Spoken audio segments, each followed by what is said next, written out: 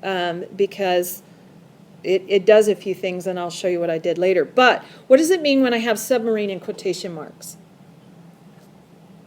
You liked the way she described it. And I used her exact word. Yeah. Yes. So you know that submarine goes with Susan, okay? Now, I don't normally like about.com. I don't think it's a valid website. One reason I did use her there is because she quotes a study from a university. And so I'm more inclined to give her respect and credence, okay? So you want to watch for those, because about.com is about like Wikipedia, okay? Anybody sitting in their pajamas can write an article and put it on about.com. And so you have to be really careful that they know what they're talking about, okay? Now, if you look on the rest of these, see, I have courts are strict on their dress codes. School, this is the rest of my outline. Schools have clear dress codes, consistent discipline. You know, I've kind of developed the idea that businesses need dress codes. Businesses, you know, successful businesses have stricter dress codes, that the way a person dresses can affect how they advance in a company. I've kind of said it. And then these schools, I'm just not sure how much this develops my thesis. Okay? So I'm actually going to leave these out. I'm just going to take it completely out. It does seem to go off topic. Yeah, it does not support my thesis the way I'd like it to. So here, I spent all this time on this outline, but then there's chunks of it I won't use because it's not going to support my thesis the way I want. Okay? I have plenty to say already. I have 2 more arguments in the argument section to discuss, so I know I'm going to be fine in the page length. Okay, so I'm just not even going to worry about it. All right, let's go to the finished product of that section. I want you to notice I have already added some more things to it. Okay, and you guys will get a chance to kind of compare and contrast, because I've given you copies of both, so you can see better how I've done this. Okay, thesis, remind myself again, modesty in a woman is more than just protecting her own purity, self-respect, it's being respectful of Christian men and their endeavor to remain pure. Hunter, just another note too, the other reason why I don't include all men is because Christian men are interested in remaining pure and loving, and most secular men, they love the sexual feast, you know, and they just don't even worry about it. So that's kind of why I'm not sure they would even want to read this article. Yeah, they'd probably be offended by it. Most of my friends would probably be offended by it. Offended by it? Yeah, I don't know. Well, they might. You never know. Let them read it. I don't care. Okay, many people believe dress codes are an imposition on one's own freedom of expression. On Hot News Daily, a blog responder wrote, "They are basically saying you can't be yourself and keeping everyone from being an individual." Okay, now I used a quote. Do you know why I didn't name this person? I said a blog responder. Is a blog responder a valid source? No. These are the posted comments at the bottom, but they are interesting, and they raise an interesting perspective.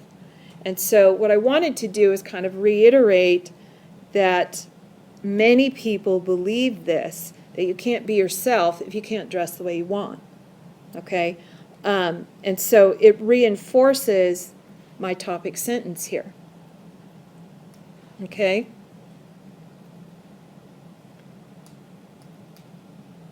But I did document where it came from. The other reason why you don't put a name is because there is no name. It's usually some, you know how when you respond, well, I don't know if you guys have ever responded to a blog, but a lot of times it's just your email as your username, or they have some weird username, Hot Lips or something like that. And they don't have a name, so there's really no reason to give a name.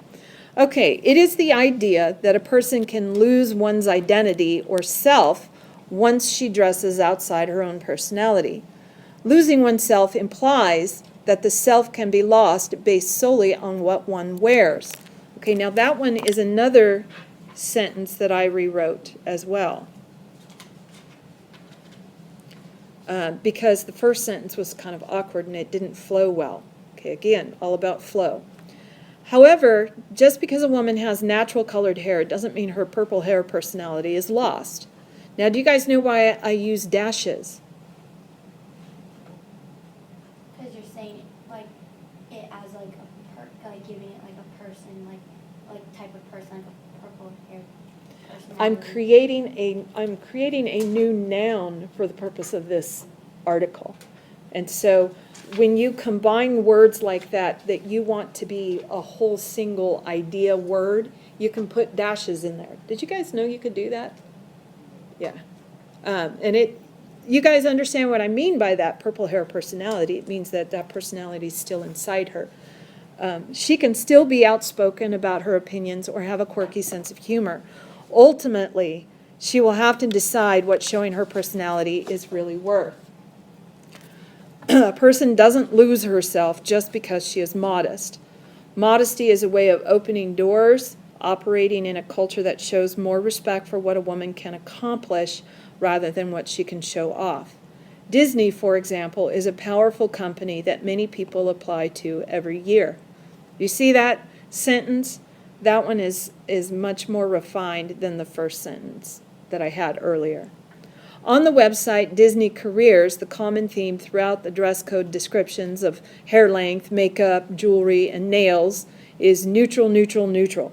Everything in moderation seems to be the motto. According to its own dress code, cast members are part of the show. Now again, I use quotation marks. Why did I do that? You're quoting what they said. I'm quoting exactly what they said on their own website. And need to follow the dress code guidelines. Now, do you see how I've woven it into the sentence? Okay, so when you're using quotes, that's how you want to use them best, is you want to weave them into the sentence to make your point. You don't want to just randomly drop in quotes for no reason, okay? So this is where you're going to be judicious. Even guests have rules, as they are not allowed to wear costumes over the age of 10. Okay, this one I didn't change much until the end. I said the happiest place on earth is happy because it creates a purposeful atmosphere for families to enjoy. Its success is largely based on the way people perceive it, and Disneyland works hard to make sure the perception is always positive and family friendly. Okay, now here's my last section. There is often an argument presented that society should not judge people based on the way they look. Okay, now I've presented another opposing view that piggybacks on the previous opposing view. The idea that if you dress different, you lose yourself, you lose your personality. This one is if you dress, that you should not be judged on the way you dress. Okay? Though this is ideal, it is unavoidable and unrealistic. Okay? Now, I reworded this a bit. I like it better because it acknowledges that it would be right not to judge. So when you're addressing the opposing view, you want to acknowledge what's true in what they say. It is true. We should not judge people on the way they look. However, in the world we live in, it's unavoidable. And it's unrealistic to expect it because that's just not the way human beings work. Unfortunately, it's part of our sin nature. So I'm making the statement, this is where I acknowledge that that statement is true, we should not judge, but then I also state that it's unrealistic to expect it. It's unavoidable. So for example, though Walmart has a dress code, there's a whole Facebook page. I don't want to read through this whole thing. You guys can read yourself. But I did change this sentence. Remember I said associated with Walmart? I said these patrons, not patients. That's terrible. These patrons are directly connected with Walmart. Though the way a person dresses does not lose the self. Okay, you guys get it. Now, the last paragraph, notice it's longer than the other one. I talked about how it can actually submarine a woman's career. Because it's from about.com, I wanted an additional source. I wanted some support to kind of validate. And so I said, another author, Paul McKenzie, I spelled that wrong, Cummings, gives the example of a teacher who was fired because of her low-cut tops and too short skirts, and a librarian who claims that she was passed over for a promotion because of her sexy dress. He also references a U.S. study that claims that women who tried acting and dressing sexy to advance in the company actually earned less promotions than those who did not. It seems that modern culture, demonstrated by skin-showing movie stars and musicians, wants to deny that sexy is distracting and demeaning, yet the proof in everyday life, in everyday workplace situations is glaringly obvious. Okay. Now, do you guys have some questions or